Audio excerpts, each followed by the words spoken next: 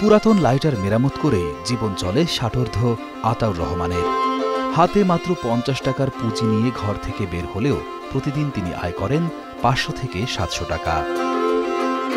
ছেলে নাই, মেয়ে ৪টাকে বিয়ে দিছি। দিনে প্রায় ১৫০-২০০ বাতি ভালো করি। পার পিস একটা বাতির গ্যাস ভরে নেই ৫ টাকা করি, তাতে ৪০০-৫০০ টাকা আমাদের কামাই আইসি। দীর্ঘ ৩০ বছর ধরে এ পেশার সাথে যুক্ত রংপুর সদরের শ্যামপুর এলাকার বাসিন্দা আতাউর রহমান।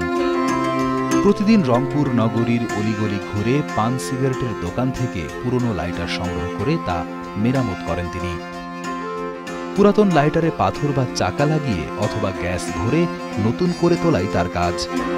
একটা গ্যাসের কটুয়া কিনছি, কিনিয়ে আমি বাড়িতে বাসায় একটা বাতির দোকানদারের কাছ থেকে বাতিটা কিনে নিছি। নিয়ে আমি সবগুলা খুলি, খোলার পরে আমি দেখি মানে কীভাবে গ্যাসটা ভরায়, গ্যাসটা ভরায়।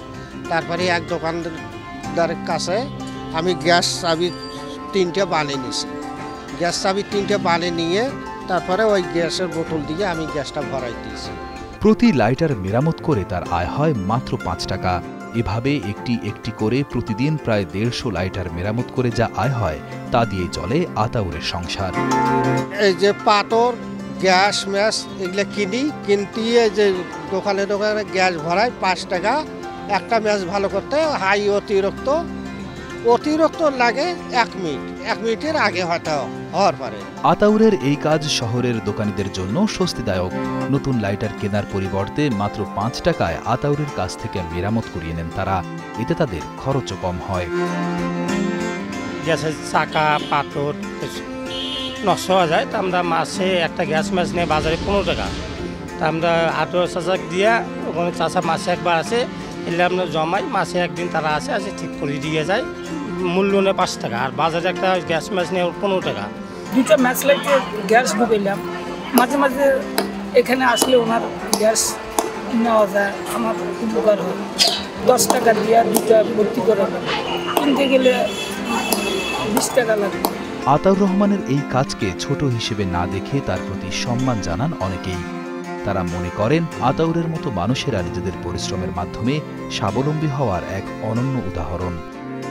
দেখি যে প্রায় যে পানের দোকানগুলো যায়, দোকানে গিয়ে এই যে গ্যাস লোড করে, এটা 5 টাকা করে নেয়। এতে যে কাজটা আমরা যদি ছোটো চোখে না দেখি, আমরা যদি কাজ তিনি কিন্তু কারোর হাত পাততেছেন না, এই জায়গা থেকে তিনি নিজে স্বাবলম্বী। কারণ এখানে যদি আমরা দেখি একটা গ্যাস কিনতে গেলে 15 টাকা লাগে। সে জায়গায় আমরা যে গ্যাসটা যখন বাসায় প্রয়োজন হয় বা যাদের রেগুলার লাগে, অনেকে যারা স্মোক করে তাদের ক্ষেত্রে লাগতেছে, শেষ হওয়া মাত্র ফেলাই দেয়। এই ফেলাই না দিয়ে যদি 5 টাকাতে ভরাইতে পারতেছে, এতে ওনার উপকার হচ্ছে আর টাকাও একটা সেভ হচ্ছে।